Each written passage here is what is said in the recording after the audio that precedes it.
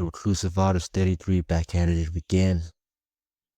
Today's topic, ladies and gentlemen, is training without recovery. Now, there's a lot of sports, elite athletes training in these sports to be the best, to be the fittest, to be the fastest, to be the strongest. And these athletes are training, every day, seven times a week, maybe 6 times a week, maybe 5 times a week. But there's a level of training that or conditioning that they're keeping up with every day. Now, I get that some athletes kind of drift away and get too involved in their training to the point where they want to go every single day. But it's detrimental to your body long-term wise without recovery.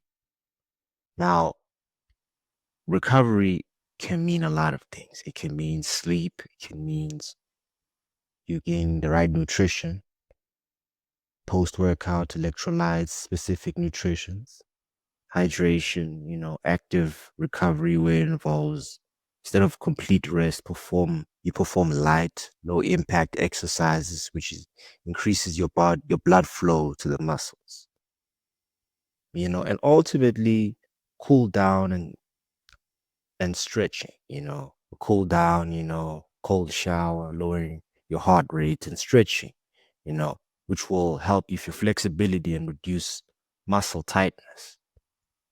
But a lot of athletes don't do these sorts of things because ultimately not every athlete has,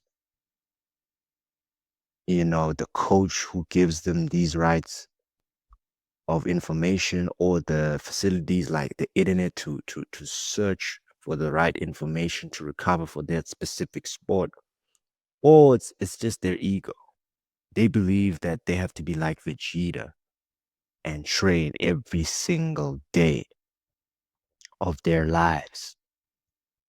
Like it depends on it, like they're chasing something. But not understand that when you recover, you take that maybe week break or the 3 days break, it does help your performance later on. And I always see it. Every time I'm in the gym, take a week off, I come back sharper. I'm much more flexible, much more faster, fluid with my shots and combinations. This is for MMA. And ultimately the recovery, the sleeping right, the eating right, the stretching, it helps, it benefits me long-term wise. But it's the fact that I take those recovery days where I'm just, I'm resting. I'm not keeping my body active because I've been keeping it active for a long stretch of the week. So I rest because I need my body to gain those hours so that I can gain some sort of strength. I can fix certain things about the chemicals in my body from the trauma and stress going through these exercises this week. And so recovery and rest really helps the body and the mind progress further in whatever sport or field you are participating in.